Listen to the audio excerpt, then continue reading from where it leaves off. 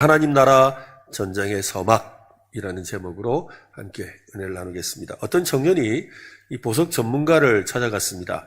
자신도 보석 기술자가 되고 싶으니까 기술을 배울 수 있게 해달라고 부탁을 했지요.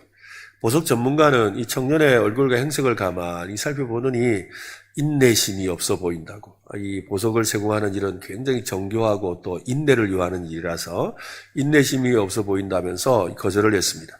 이 청년은 전문가의 반대에도 불구하고 계속해서 나 좀 기술 좀 배우게 해주세요. 나 꼭 좀 배우고 싶습니다. 그랬지요. 청년은 이 전문가에게 계속 간청을 하니까 결국에는 그 간청에 못 이겨서 제자로 받아주었습니다.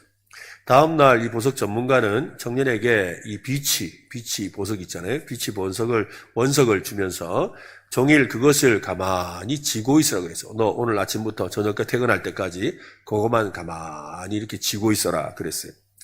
그럼 매우 이상한 일을 시키는 거죠. 그리고는 이 선생님은 가서 자기 보석을 제공하는 일을 혼자 열심히 하고 있는 거예요. 청년은 영문도 모른 채 하루 종일 그냥 비치 원석을 쥐고 있다가 시간이 되어서 이제 집에 가 하니까 집에 간 거죠. 다음날 아침에 왔더니 또다시 그 선생님이 비치 원석을 주고는 그걸 또 하루 종일 쥐고 있으라 그러는 거예요. 그리고 퇴근했죠. 그리고 그 다음날 또 왔는데 셋째 날에도 똑같이 그랬어요. 넷째 날에도 그랬죠. 그렇게 해서 일주일 동안 꼬박 그냥 와서 하는 일이라고는 그 비치 원석을 그냥 이렇게 쥐고 있는, 세공하지 않은 원석을 가만히 쥐고 있는 그 일을 시킨 겁니다. 그래서 이제 선생님한테 여섯째 날 이제 일주일 동안 꼬박 그 일을 하다가 아니 언제쯤 이렇게 세공하는 걸 가르쳐 줍니까? 나 좀 가르쳐 주세요라고 하니까 이 선생님이 때가 되면 다 배울 거니까 군소리 하지 말고 그냥 쥐고 있어 그런 거예요. 그래가지고 어쩔 수 없이 또 그 뒤로도 여러 날 동안 이 비치 원석을 가만히 쥐고만 있었던 거예요. 그래도 이 자꾸 매일 똑같은 일만 하고 아무 일도 가르쳐 주지 않으니까 이 청년이 참지 못해서 이 보석 전문가한테 아니 도대체 이렇게 안 가르쳐 주시면 어떡합니까? 가르쳐 주세요 라고 했더니 아니 오늘도 보석 쥐고 있으라니까 그리고 또 이 비치 원석을 쥐고 있으라니까 그러니까 손을 안 펴는 거예요. 그러니까 이 선생님이 가서 직접 손을 펴가지고 원석을 놔주고는 쥐고 있어 그런 거예요. 근데 또 쥐더니 이거서 아니 이거 하기 싫은데 이러면서 이러는데 그런데 갑자기 자기도 모르게 입에서 말이 나왔어요. 뭐라고 하냐면 근데요, 이거는 어제까지 내가 쥐고 있던 것과랑 다른데요? 이거 어제까지 내가 쥐고 있던 거랑 다른데요? 라고 이야기를 한 거예요. 그러자 이 선생님이 말을 합니다. 이제 너도 배우기 시작했구나. 이제 원석과 가짜를 구분하기 시작하겠다는 거예요. 그러니까 몇 날 며칠을 그 쥐고 있느라고, 그죠? 자기 몸으로 느끼게 된 거예요. 그래가지고 그냥 보지도 않았는데 만졌는데 이게 진짜인지 가짜인지를 알게 되었다는 거지요. 그렇습니다. 신앙이라는 것도 가만히 생각해 보면 매일 이 빛이 원석을 손에 쥐어보는 것과 같습니다. 잘 이해가 되지 않고 내가 믿고 있는 건지 그냥 교회를 다니고 있는 건지 아무런 느낌도 없고 변화도 없어 보이는 것과 같습니다. 그렇지만 사실 분명한 사실은 우리가 복음과 신앙을 매일 손에 쥐락펴락하던 말씀을 듣고 찬송하고 기도하다 보면 어느새 참 복음이 무엇인지 하나님이 기뻐하시는 신앙이 무엇인지를 체득하게 된다는 것이지요. 이번 특별 새벽 기도를 하면서 문득 제 마음에 그런 생각이 들더라고요. 저도 특별 새벽 기도 하는 거 이거 되게 싫거든요. 싫어요. 힘들거든요. 또 매일 말씀을 준비하는데 오늘 같은 날은 설교를 한 3편을 준비를 해야 되거든요. 그럼 이거 너무 힘들어요. 막 사람이 머리가 한계가 있는데 그 속에서 각각 다른 말씀을 준비하려고 하면 힘들죠. 매일같이 말씀을 준비해야 되는 그게 굉장히 부담이 됩니다. 특히나 저는 성격이 좀 특이해서 이제 미리 준비하지 않으면 안 되거든요. 그러니까 사실 오늘 같은 경우에도 오늘은 이제 그나마 좀 그래도 했죠. 보통은 내일 새벽에 할 설교, 그리고 일주일 뒤에 새벽에 할 설교, 그리고 주일 설교. 이 3가지를 계속 준비하면서 오는 거거든요. 근데 오늘은 거기다가 이제 저녁 기도회 설교까지 이렇게 해야 되는 거예요. 그러니까 설교를 한 3편씩 이렇게 하루에 매일 준비하면서 가야 되기 때문에 굉장히 힘들어요. 그런데도 이 일을 왜 내가 할까라고 생각을 했는데, 먼저는 그래도 이 말씀을 내가 더 붙들고 있는 것이 굉장히 은혜가 되고 또 내 믿음이 자라는 걸 느껴요. 그리고 우리 성도님들을 볼 때도 그래요. 만약에 이 특수별 새벽기도가 없었다면 우리 교회가 어땠을까를 가만히 생각해 보지요. 제가 부임해서 무리해서라도 이것을 시작하고 여기까지 왔는데 그래, 코로나가 끝나고 나서 이렇게 빨리 교회가 이렇게 자리를 잡고 또내 가운데 달려올 수 있었던 거, 이거 분명한 것은 하나님의 말씀을 늘 이렇게 들을 수 있는, 사실 우리가 특별 새벽 기도를 하면 15번 설교를 듣거든요. 근데 특세라고 일부러 설교를 제가 좀 길게 하잖아요. 거의 주일 설교 분량만큼 하거든요. 거의 분량 거의 비슷해요. 그만큼 설교를 하는데, 그러니까 여러분은 15번을 참석하면 15주면 그죠? 거의 석 달 반, 거의 넉 달 가까이를 이렇게 주일날 나온 것과 같은 것이 되죠. 그러니까 하나님의 말씀을 어떻게 하든 듣고 또 찬송하고 또 하나님의 말씀을 가까이 하는 이 일이 나도 모르게 신앙이 자라게 되는 아주 중요한 요소가 된다는 것입니다. 우리는 그냥 듣고 있으며 라고 생각하죠. 어떤 분은 그래서 콩나물 이야기를 하죠. 콩나물 시루에, 그죠? 이렇게 콩을 두고 물을 계속 흘려보내면 이게 뭔 소용이 있나 싶은데 결국 어떻게 해요? 싹이 나서 콩나물이 되잖아요. 그처럼 하나님의 말씀이 계속, 말씀을 우리가 샤워한다 생각하고 말씀이 계속 우리에게 들어오면 그 말씀으로 인해서 우리의 심령이 변화되는 줄로 믿으시기를 바랍니다. 바로 그렇다는 거예요. 그래서 어느새 우리는 하나님이 기뻐하시는 신앙이 무엇인지를 체득하게 되는 것이지요. 진짜와 가짜도 구분할 줄 아는 신앙의 경지에 이르게 됩니다.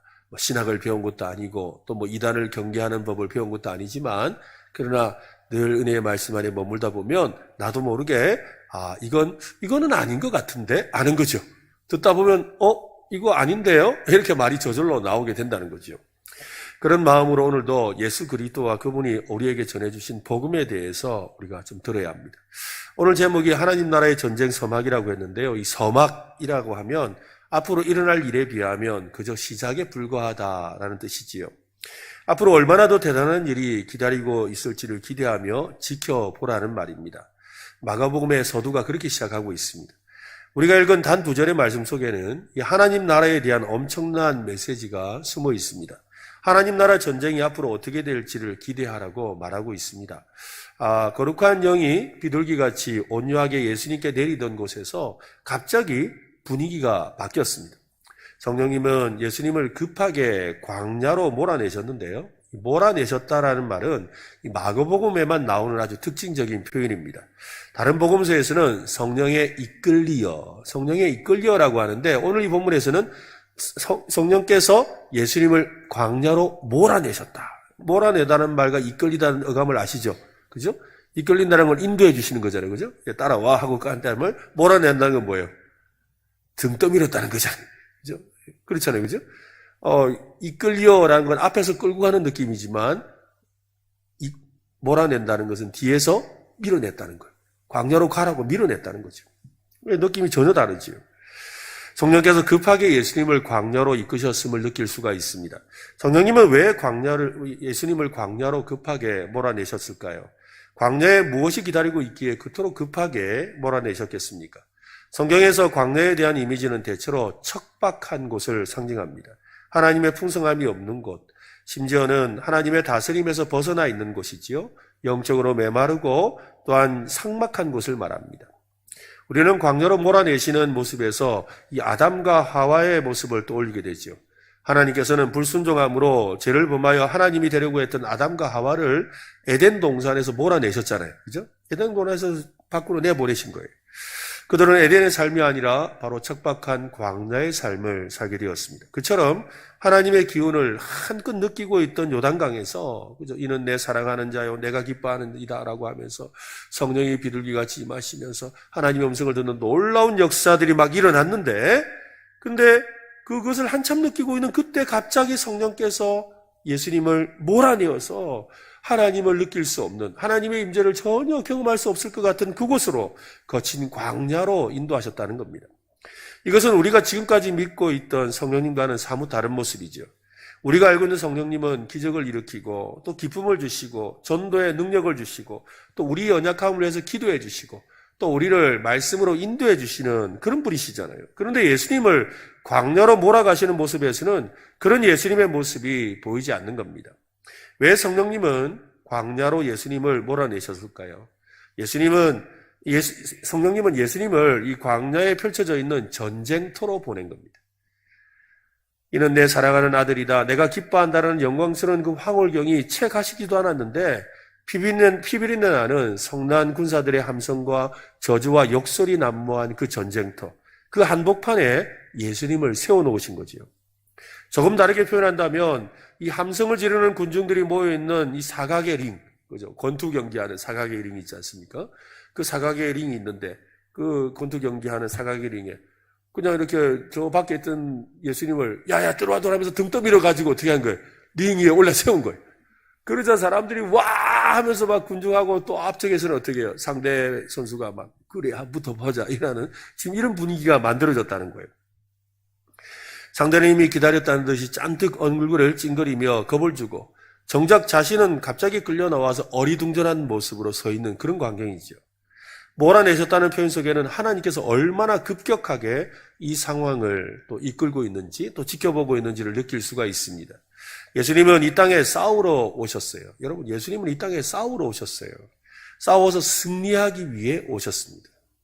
싸워서 승리하기 위해서. 십자가는 바로 그 싸움을 표현하는 것이지요. 승리를 통해 모든 인류에게 진정한 평화를 주려고 오셨습니다. 십자가는 싸움이라면 부활은 승리지요. 그죠? 십자가는 싸움이고 부활은 승리예요. 사람들의 진정한 행복을 가로막고 거짓에 사로잡혀 살게 만드는 사탄과의 싸움을 위해서 이 땅에 오셨습니다. 광야는 바로 예수님과 사탄이 맞대결하는 사각의 링과도 같은 곳입니다. 하나님의 도움 없이 스스로 하나님의 아들임을 증명해야 하는 광야에 서 있습니다. 예수님은 이곳에서 승리하셔야만 하지요. 당연히 승리하실 수밖에 없습니다. 사탄과의 대결은 하나님의 아들이신 예수님에게는 아무것도 아니니까요. 그러나 예수님은 일부러 시험을 받으셨습니다. 왜 예수님이 시험을 받으셨습니까? 사탄의 시험 앞에서 서 있는 수많은 저와 여러분과 같은 믿음의 사람들을 위해 먼저 시험을 받으셨지요. 그리고는 너희도 이렇게 싸워서 이겨라는 거예요.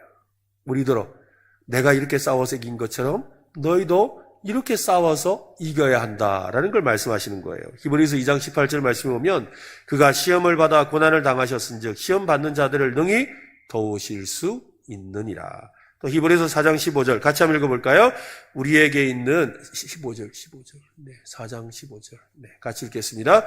우리에게 있는 대제사장은 우리의 연약함을 동정하지 못하실 이가 아니요 모든 일에 우리와 똑같이 시험을 받으시니로되 죄는 없으시니라. 예수님도 시험을 받으셨으니 나도 시험 받는 것은 당연하다는 겁니다. 주도 고난받았으니 나도 고난받는 것이 당연하다라는 찬송처럼 말이지요. 또 주님이 승리하셨으니 나도 승리하게 될 것이다 라는 말이지요. 참 중요하죠. 예수님이 시험을 받으셨으니 나도 시험을 받을 겁니다. 그리고 예수님이 고난받으셨으니 나도 고난받을 겁니다. 예수님이 승리하셨으니 나도 승리할 겁니다. 이것을 믿으시기를 바랍니다. 혹시 우리 중에 하나님의 임재나 하나님의 도움을 느끼지 못하는 것 때문에 막막하다는 생각이 드는 사람이 있습니까? 하나님을 믿는데 왜 아무런 일이 일어나지 않는지, 하나님을 더욱 믿고 싶은데 왜 보여주시지 않는지 답답한 분이 있습니까? 여러분 염려하지 마십시오. 우리처럼 광야에 서셨던 예수님을 생각해 보시길 바랍니다. 예수님도 광야에 홀로 서셨어요. 홀로 서셨어요. 그리고 홀로 승리하셨습니다. 그 승리는 예수님을 위한 것이 아니라 바로 인생의 외로운 순간. 그죠? 고난 받을 때 외롭거든요. 그죠? 또 시험 받을 때 외로워요. 그런 외로운 순간에 바로 우리에게 승리를 주기 위해서 그러시는 겁니다. 홀로 광야에 서서 시험을 받는 사람을 위해 승리를 주시는 거지요. 우리에게 승리의 소망을 주기 위해서 우리처럼 홀로 광야에 서셨습니다.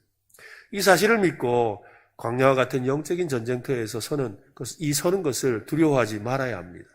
올 한 해 우리가 살아가면서 많은 유혹이 있을 겁니다. 많은 유혹이 있을 거예요. 또 때로는 어려움도 있지요. 또 우리를 괴롭히는 많은 일을 만나게 될 겁니다.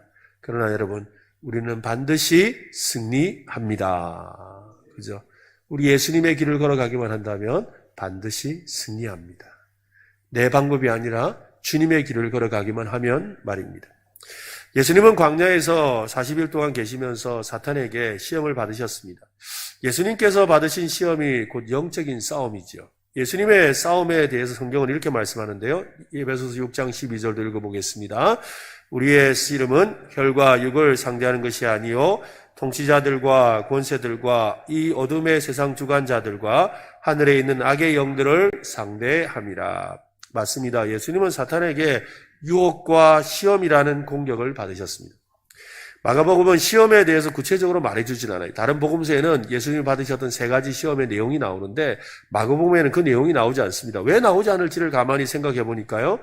예수님이 이 시험을 넉넉하게 이기셨기 때문이죠. 별로 중요하지 않으셨던 거예요. 마가복음에서는 그걸 별로 이렇게 자세하게 말하고 싶지 않은 거예요. 왜? 예수님이 그냥 이기셨기 때문에. 이게 중요한 거죠. 우리도 여러분 올 한 해 여러 가지 시험을 받을 때 그때는 참 힘들고 어렵게 느끼겠지만 한 해를 다 지나고 나서 생각해보면 그때 그 힘들었잖아. 언제. 아, 그때 막 유혹받고 어려웠잖아. 언제. 아니, 그때 막 힘들어하고 했잖아. 이게 별것 아니야, 이거. 그래. 아무것도 아니다, 그러면. 그거 생각 안 나? 그거 생각도 할 필요도 없어. 그거 필요 없어. 바로 그렇다는 거예요. 마가복음이 그렇게 말한다는 거예요. 예수님이 받으셨던 이 시험이라는 게 대단한 것 같았지만 그러나 예수님의 그 승리, 십자가에서 부활하심으로 말미암아 승리하신 그것을 생각하면 너무나 별거 아닌 일이었다는 거죠. 그것을 마가복음이 우리에게 말해주려고 하는 것 같습니다. 예수님은 이 신명기에 있는 말씀을 근거로 사탄의 유혹과 시험을 보기 좋게 물리치셨지요. 예수님께서 사탄을 물리치는 근거로 신명기의 말씀을 인용하셨다는 것은 특별한 의미가 있습니다. 이스라엘 백성들은 출애굽하고 난 뒤에 광야에서 시험을 받았습니다. 하나님은 삶의 중요한 순서, 이 3가지를 가지고 이스라엘을 시험하셨는데요. 그 3가지가 첫 번째는 하나님의 공급하심만을 신뢰할 것인가? 하나님의 공급하심만을 신뢰할 건가? 하나님이 하늘의 만나로, 그죠? 날마다 공급해 주시잖아요. 하나님의 공급하심만 의지하고 살 건가라는 거죠. 두 번째로는 시련 가운데서도 인내로 순종할 건가? 여러 가지 힘든 일을 겪지요. 그런 가운데서도 인내함으로 순종할 것인가? 세 번째로는 그럼에도 불구하고 오직 유일한 하나님만을 섬길 것인가? 이 3가지의 시험이었다는 겁니다. 이것이 이스라엘에게 주어진 3가지 시험이었습니다. 안타깝게도 이스라엘은 이 시험에 실패하고 말았지요. 번번이 실패했습니다. 하나님을 향해, 그죠? 하나님의 공급하심을 믿지 못하고 불안해하고, 차라리 애굽에 있었을 때가 나았다 그러고, 애굽에서 잘 먹을 때가 더 나았다고 그랬지요. 또 시련 가운데 인내하며 순종하지 못하고 하나님의 말씀에 순종하지 못한 채 반역을 하고, 또 하나님의 말씀을 의심해서, 그죠? 불신해서 결국에는 광야 40년 생활을 하게 되었지요. 유일하신 하나님만을 섬기라고 했는데 그들 속에는 끊임없이 그 옛날 애굽에서 경험했던 그 애굽의 여러 신들이 생각이 났습니다. 그리고 그 신들, 또 주변에 있는 신들을 따라서 살아가려는 우상을 섬기려는 마음들이 그들 속에 끊임없이 일어났던 것이지요. 그들은 결국 실패하고 말았습니다. 그 결과 약속의 땅 가나안에 들어가지 못했습니다. 그들 다음 세대가 약속의 땅을 밟게 되었지요. 예수님께서 받으셨던 3가지 시험도 표현만 다를 뿐이지 같은 시험이었던 거예요. 첫 번째 시험은 돌로 떡덩이가 되게 하라는 것이었습니다. 이것은 하나님 아버지께서 자신의 육체적 필요를 공급해 주실 것을 믿고 신뢰해야 하는가에 대한 문제였다는 거예요. 즉 네가 만들어 먹든지 하나님이 주신 걸 먹든지 둘 중에 어느 갈래? 라고 물은 거지. 너에게 능력이 있잖아. 너에게 돌을 떡으로 만들 수 있는 능력이 있잖아. 그 능력으로 네가 자급자족 할래? 하나님이 주시는 걸 먹을래? 예수님은 뭐라 하셨어요? 사람이 떡으로 사는 것이 아니라 했죠. 하나님의 말씀으로 산다. 하나님으로부터 오는 것으로 산다라고 그렇게 말씀하신 거예요. 사탄은 하나님의 아들이라면 두 번째로 성전 꼭대기에서 뛰어내려 보라고 했죠. 성전 꼭대기에서 뛰어내려 봐라. 이것은 하나님 아버지께서 정하신 시간까지 하나님의 아들됨을 억제하고 인내로 기다릴 수 있느냐라는 거예요. 저 높은 곳에서 뛰어내려서 네가 네 영광을 나타내봐라 라고 하는데 하나님께서 그를 높여주실 때까지 기다려야 된다는 걸 예수님은 알지요. 그래서 그 말에 순종하지 않는 것이죠. 또한 세 번째로는 사탄은 천하만국 영광을 예수님에게 주겠으니 사탄에게 엎드려 경배하라 그랬죠. 이것은 쉽게 영광을 얻을 수 있는 유혹을 견디고 오직 하나님 아버지만을 경배할 것인가에 대한 시험이죠. 하나님만을 경배할래? 아니면 나한테 절 한번 하면, 눈 감고 딱 한번 절하면 그냥 뭐 아무 일 없잖아. 그렇게 이야기한 거죠. 하나님만을 섬길 것인가에 대한 시험이었습니다. 이것은 쉽게 오직 하나님만을 경배하는 이 시험을 예수님도 쉽게 이기셨죠. 예수님은 이 세 가지 모든 시험을 이겨내셨습니다. 승리하셨습니다. 이스라엘이 실패했던 그 시험과 영적인 싸움에서 예수님은 보기 좋게 단번에 승리하셨습니다. 그렇다면 여러분, 예수님이 광야에서 사탄과의 싸움에서 승리하신 것이 오늘 우리에게 어떤 의미가 있을까요? 먼저는 우리도 이스라엘 백성들처럼 시험을 받는다는 것입니다. 이 사실을 여러분 잊지 말아야 합니다. 따라합시다. 나는 언제나 시험 받는다. 늘 시험 받으며 사는 거예요. 늘 시험 받. 마치 요즘에 감기, 독감이 굉장히 유행하잖아요, 여러분. 근데 이 감기와 독감이라는 게 이 바이러스 때문에 생기는 건데, 이 바이러스 이름이 뭐냐면 인플루엔자 바이러스잖아요. 그죠? 감기 바이러스라고 하는데, 인플루엔자라는 건 그냥 공기 중에 떠도는 바이러스라는 거예요. 근데 공기 중에 떠도는 바이러스가 어떻게 해요? 내가 목이 약하든지, 내가 몸이 피곤하든지, 아니면 코가 약하든지, 아니면 한기를 느낀다든지, 이런 여러 가지에 붙어서 감기가 시작되는 거거든요. 그러니까 시험은 항상 내 주위에 떠도는 거예요. 무슨 말인지 아시겠어요? 시험은 항상 내 주위에 떠도는 거예요. 그런데 내가 면역력이 약해지면, 그죠? 면역력이 약해진 그 부분에 바이러스가 침투해서 내 몸을 약하게 하는 것처럼 내 마음, 내 심령에 연약한 어떤 부위에, 그죠? 믿음의 면역력이 떨어져 있는 어떤 부위에 시험이 찾아오면 좌절하고 또 넘어지고 실족하게 된다는 것이지요. 그러므로 우리는 항상 시험 받는 존재라는 걸 잊지 말아야 합니다. 다시 한번 더 할까요? 나는 시험과 항상 가까이 있다. 예. 사탄의 유혹과 공격을 우리는 받으며 삽니다. 우리 스스로는 이 세 가지 시험 중 하나도 결코 이겨낼 만한 능력이 없어요. 그래서 예수님의 도움이 필요하죠. 승리하신 예수님의 도움이 필요합니다. 그래서 마틴 루터가 작사한 내주는 강한 성이요라는 노래가 있잖아요. 그죠? 내주는 강한 성이요 방패와 병기 되시면, 그 뒤에 가사에 가면 그런 내용이 나오죠. 내 힘만 의지할 때는 패할 수밖에 없도다. 힘 있는 장수 나와서 날 대신하여 싸우네. 누구 힘 있는 장수가 누구예요? 예수 그리스도.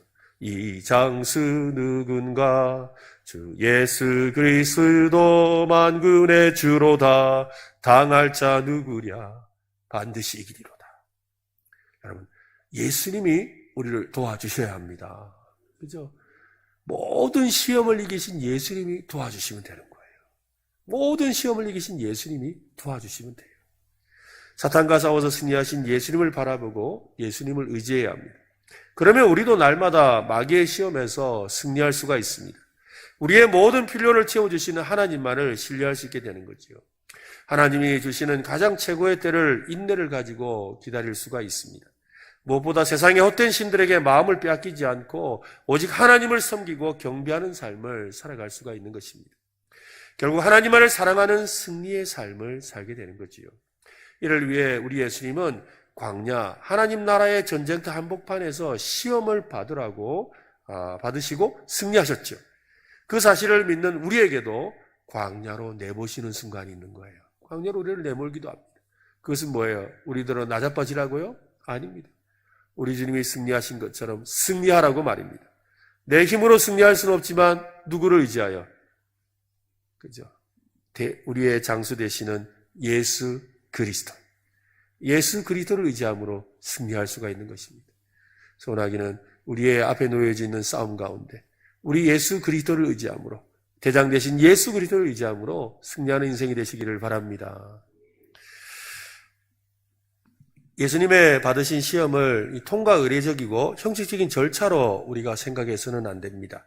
아담과 하와에게 치명적인 약점을 찾아내서 급소를 찔러 넘어뜨렸던 유혹자 마귀의 능력을 우리가 과소평가하면 안 되지요. 마귀는 예수님께도 치명적인 급소를 찔러서 넘어뜨리려고 시험했습니다. 세 차례의 유혹과 시험이라는 공격과 반격이 있었지요. 결과는 사탄의 참패였습니다. 예수님이 승리하신 비결에 대해서 어떤 신학자는 억제의 기적이랍니다. 한번 해볼까요? 억제의 기적. 뭔가를 억제하셨다는 거예요. 뭔가를 스스로를 이렇게 제한하시고 억제하심으로 기적이 나타났다는 거예요. 그래서 뭔가를 이렇게 억제한 그것이 뭐냐가 참 중요하겠지요. 예수님은 광야에서 유혹을 받으시던 때부터 십자가에서 죽으실 때까지 자신에게 있는 하늘 아버지의 아들 되심을 밝히 드러내고 싶은 유혹을 억제하셨죠. 근데 억제하셨지만 삐져나오는 건 어쩔 수가 없는 거예요. 아무리 가려놓아도, 그죠? 우리가 아무리 가려놓아도 그 사이로 이렇게 빛이 비치잖아요. 아무리 이렇게 잘 덮어도 빛이 비쳐 나오는 거예요. 그처럼 빛 대신 그 예수님, 하나님의 그 영광의 강체가 순간순간 삐져나오는 거죠. 그러다 보니까 12해 동안 혈루증 앓던 여인도 예수님이 지나가는 것을 보고 옷자락만 만져도 나을 줄 알고 만졌더니 어떻게 되는 거예요? 내 몸에서 능력이 나갔다. 예수님 말씀하시잖아요. 그죠? 또 그냥 이렇게 지나가는데 다윗의 자손 예수야! 그러기도 하고 귀신들이 와가지고 나와 상관없이 니 떠나서서 막 그러는 일들이 생기는 거예요. 왜 그래요? 그 예수님이 자신을 억제하고 숨기셨지만 그 영광의 광채가 삐져나오는 거예요. 그런 역사가 일어났던 것이죠. 하지만 예수님은 그것을 끝까지, 어디까지? 십자가에 죽기까지 자기신을 억제하셨던 거죠. 예수님은 얼마든지 하늘의 정군 천사를 불러서 사람들을 심판하실 수도 있었고 또한 물리칠 수도 있었습니다. 그러나 그러지 않으셨지요. 사실 사탄이 예수님을 시험한 내용의 핵심은 바로 하나님의 아들임을 나타내라는 것이었어요. 예수님은 하나님의 아들임을 일부러 숨기셨습니다. 하나님의 아들로 자기를 나타내는 것을 억제하셨지요. 온전한 인간으로 세상에 살아가려고 혼신의 힘을 쏟으셨습니다. 십자가에 죽는 그 순간까지 참아내셨고 결국 승리하셨습니다. 이것을 억제의 기적이라고 한다는 거예요. 만약 예수님이 하나님의 아들 되심을 잠깐이라도 드러내려고 마음을 먹었다면 예수님을 핍박하고 반대하던 무리들은 모두 다 아마 크게 혼쭐 났을 겁니다. 그러나 예수님은 그렇게 하지 않았습니다. 하나님의 아들 되심과 전능하심을 아무리 드러내어도 상황은 변하지 않는다는 것을 누구보다 잘 알고 계시는 거지요. 힘으로 복종을 강요할 수는 있지만 진정한 변화는 오직 사랑밖에 없는 거지요. 오직 사랑밖에 없는 거예요. 우리 그 옛날 이야기 중에 있지 않습니까? 동화 중에 그 햇님과 바람이 서로 내기하잖아요. 햇님과 바람이 서로 내기하면서 누가 더 힘이 세냐? 누가 더 힘이 세냐? 해보자. 라고 해서 어떻게 해요? 저기 길 가는 사람이 옷을 벗기는 사람이 벗기는 네가 힘이 세는 걸로 하자라고 하지. 그래서 어떻게 합니까?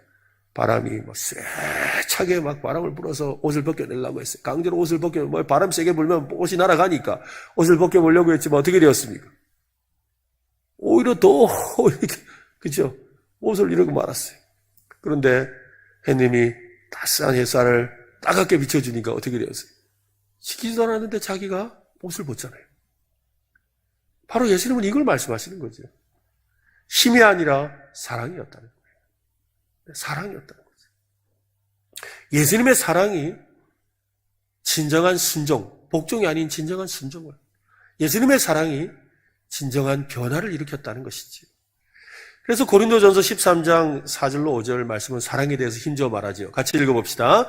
사랑은 오래 참고, 사랑은 온유하며, 시기하지 아니하며, 사랑은 자랑하지 아니하며, 교만하지 아니하며, 무례히 행하지 아니하며, 자기의 유익을 구하지 아니하며, 성내지 아니하며, 악한 것을 생각하지 아니하며, 오래 참고 온유하며 자신을 내어주는 것, 그게 바로 사랑이었다는 거지. 진정한 참 사랑만이 진정한 승리를 가져다 주는 것을 친히 사탄과의 싸움에서 보여주었던 것이지요. 승리하신 예수님은 그 승리를 만끽하고 계십니다. 그것이 오늘 말씀에 기록되어 있지요. 들짐승과 함께 계시니 천사들이 수종들더라. 광야에서 시험을 받으시고 나서 마귀가 물러갔죠. 떠나가라 하니까 뭐 이길 방법이 없으니까 도망갔어요. 그러고 나서 들짐승과 함께 예수님이 계셨대요. 광야에서 들짐승과 함께 있는데 천사들이 수종을 들었답니다. 예수님이 들짐승과 함께 계셨다는 이 말은 특별한 의미가 숨겨져 있습니다. 이것은 이사야 11장에 예언된 말씀이 이루어졌음을 보여주는 거예요. 이사야 11장 6절로 8절에 보면 그때 이리가 어린 양과 함께 살며 표범이 어린 염소와 함께 누우며 송아지 어린 사자와 살찐 짐승이 함께 있어 어린 아기에게 끌리며 암소와 곰이 함께 먹으며 그것들의 새끼가 함께 엎드리며 사자가 소처럼 풀을 먹을 것이며 젖먹는 아이가 독사의 구멍에서 장난하며 젖된 어린아이가 독사의 굴에 손을 넣을 것이며 우리 옛날에 많이 부르던 복음성 있잖아요. 사막에 샘이 넘쳐 흐르 이 노래인가요? 독사굴에 어린이가 손 넣고 난쳐도 물지 않는 그죠?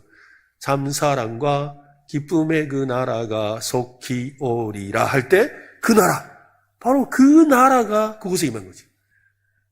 예수님께서 그 시험을 물리치시고 승리를 누릴 때 하나님의 나라가 임했다는 거예요. 마찬가지로 오늘 우리의 심령에 우리의 살아가면서 마귀의 시험을 이길 때 그 자리에 하나님의 나라가 임합니다. 그죠? 하나님의 평강이 임하고 하나님의 평화가 임하고 하나님의 역사가 나타난다는 것이지요. 마가복음은 하나님의 나라가 승리하신 예수님으로부터 시작되었다고 합니다. 하나님의 나라는 겨자씨처럼 작고 밀가루 반죽 속의 누룩처럼 아주 작고 미미하게 광야의 은밀한 곳에서 시작되었습니다.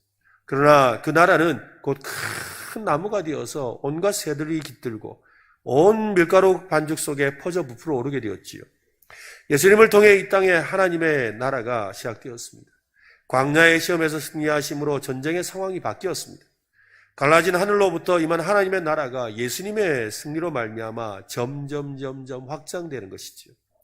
예수님은 이 땅에 임한 하나님의 나라로 들어가는 유일한 좁은 문이신 거예요. 유일한 좁은 문. 예수님이라는 문밖에 없다는 거죠. 예수님은 하나님 나라로 인도하는 길이요 진리요 생명이십니다. 예수님을 통해서만이 하나님의 나라로 들어갈 수가 있습니다. 사탄과의 맞대결에서 승리하심으로 열어놓은 하나님 나라의 그 좁은 문은 예수 그리스도께서 십자가에 죽고 부활하심으로 말미암아 모든 사람들에게 그 문이 활짝 열리게 되었습니다. 누구든지 예수 그리스도를 하나님의 아들로 믿으면 하나님의 자녀가 되는 권세를 얻게 되었지요. 이제 우리도 예수님처럼 광야에서 들짐승과 함께하며 천사의 도움을 받을 수 있는 그런 영광을 누리게 되었습니다. 그 권세는 세상 속에서 홀로 남겨두지 않고 우리와 함께 하시는 하나님의 도움을 받을 수 있는 권세입니다. 올 한 해 살아가면서 외로울 때가 있을 거예요, 여러분. 외로울 때가 있습니다. 외로움이 와요.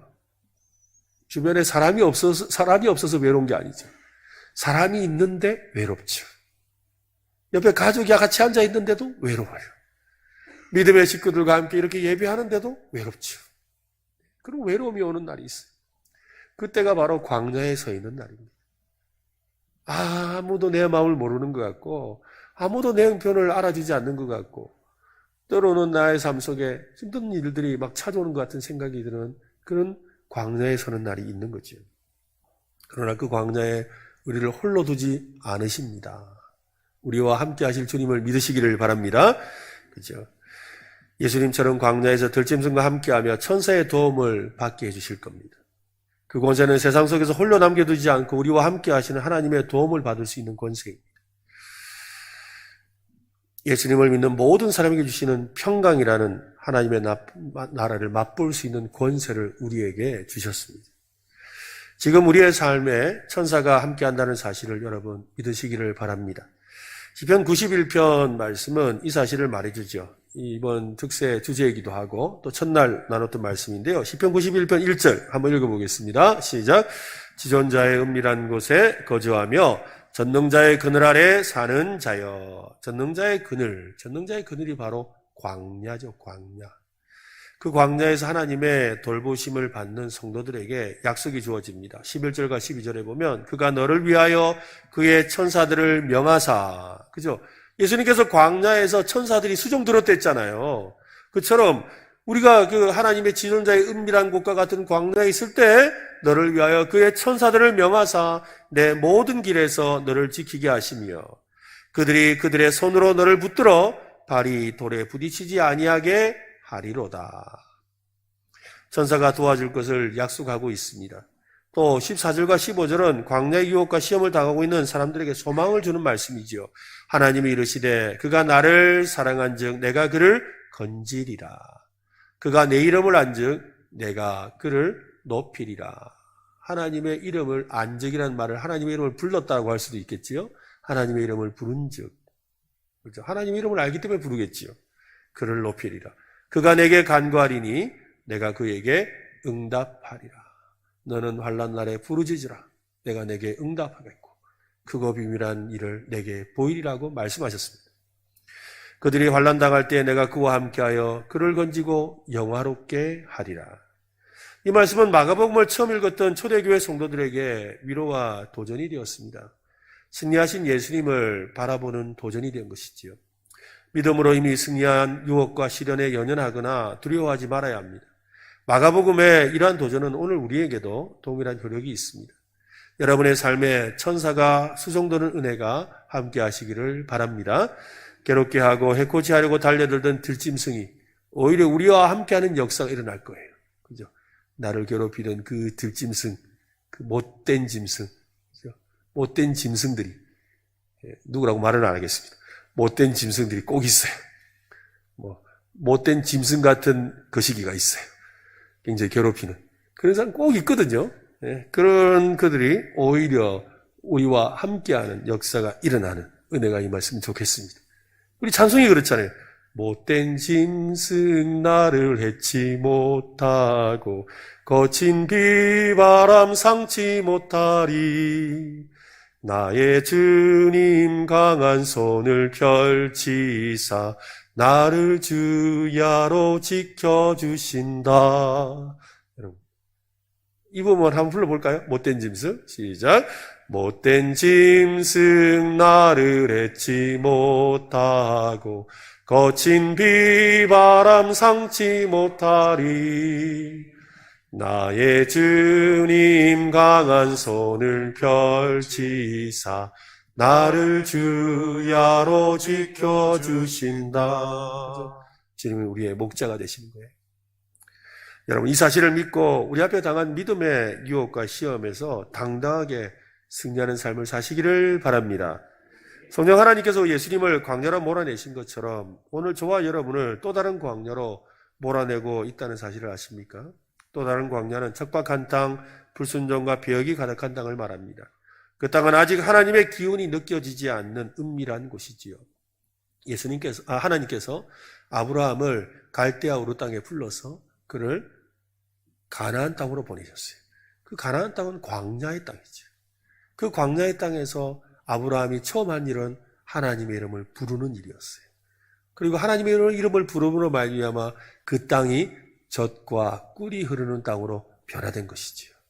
이게 참 중요한 거예요. 그죠? 젖과 꿀이 흐르는 땅이 됐어요. 여러분, 아브라함이 처음 갔을 때 땅을 젖과 꿀이 흐르는 땅이라 말 안 했어요. 근데 모세가 이스라엘 백성을 데리고 나갈 때 그 가나안은 젖과 꿀이 흐르는 땅이 되어 있잖아요. 왜 그래 바뀌었어요? 하나님께서 그 아브라함을 그 땅에 머물게 하심으로 말미암아 광야가 젖과 꿀이 흐르는 땅이 되는 거예요. 하나님이 우리를 광야로 이끄시는 또 다른 이유가 여기 있는 거지요. 우리를 통하여 그 척박한 땅을 젖과 꿀이 흐르는 땅으로 변화시키기를 원하시는 거죠. 아직 하나님의 기운을 느끼지 않는 그 은밀한 곳, 그 땅에 하나님의 영광을 나타내기를 위하여 아직 그리스도를 알지 못하는 사람들, 그들이 사는 곳에서 예수의 이름이 증거되도록 그들이 사는 곳에 성령님께서 우리를 몰아가시는 광야라는 것입니다. 오늘 예수님처럼 이제 그 광야에서 승리를 경험할 수 있었으면 좋겠어요. 우리가 살아가는 믿음의 현장, 이 삶의 현장은 믿는 사람보다 믿지 않는 사람이 더 많은 곳입니다. 어쩌면 광야와 같은 곳일 수도 있죠. 그곳에 우리를 몰아내시는 것, 몰아가시는 것은 그곳에서 하나님의 영광을 나타내고 그 땅을 하나님의 거룩한 땅으로 바꾸라는 하나님의 뜻이 있는 줄로 믿습니다. 사탄은 거기에서 우리를 시험할 겁니다. 쉬운 방법, 간단한 방법, 타협하는 법으로 유혹을 하고 시험할 겁니다. 왜냐하면 예수님이 받았던 시험의 또 다른 의미가 바로 그거니까요. 네가 신이 됨을 보여주라는 거예요. 신이 됨. 여러분, 돌을 가지고 떡을 만드는 방법. 오랜 세월이 걸리면 가능해요. 가능하겠죠. 돌을 빻아가지고 가루를 만들어서 어떻게 하면 나중에 거기에서 싹이 나가지고 어떻게 하면 되겠습니까? 근데 쉬운 방법을 하는 거예요. 근데 예수님은 쉬운 방법을 하지 않으셨어요. 사탄은 끊임없이 우리에게 쉬운 방법으로 해보라 그래요. 근데 고린도전서의 말씀에 보면 전도에 미련한 것이라고 했죠. 전도에 미련한 것. 복음을 전하는 것. 복음을 전하는 일은 미련한 방법이에요. 결코 쉬운 방법이 아닙니다. 우리는 끊임없이 쉬운 방법을 찾아다니지요. 그러나 쉬운 방법은 없습니다. 결국 발이 부르트도록 다니는 방법밖에 없지요. 예수님이 그렇게 사셨습니다. 예수님이 사람들에게 갈릴리에서 예루살렘으로, 예루살렘에서 사마리아로, 사마리아에서 다시 갈릴리로, 또 갈릴리에서 또 예루살렘으로 오가는 그 발이 부르트도록 돌아다니신 이유는 바로 그것이 바로 우리가 다 걸어가야 될 삶이기 때문인 것이죠. 기쁜 소식을 전하는 자의 발이 아름답다라고 했습니다. 우리는 그 광야의 길을 걸어가는 사람들이라는 것입니다. 하나님의 나라와 같은 이곳으로 그저 수많은 영혼을 초대하는 일을 위해 우리를 광야로 모신다는 겁니다. 우리가 경험하고 있는 못된 짐승들이 유순해지고 천사가 수정되는 은혜를 그들도 경험하도록 말입니다. 이를 위해 우리의 나아가는 길에서 때로는 못된 짐승이 모두 변화되고 천사가 수정되는 역사가 올 한 해 일어났으면 좋겠습니다. 그죠? 그래서 우리의 삶 속에 있는 시험과 유혹 속에서도 하나님 주시는 은혜의 말씀을 붙들고 살아감으로 말미암아 승리하는 저와 여러분 되시기를 예수님의 이름으로 축원합니다.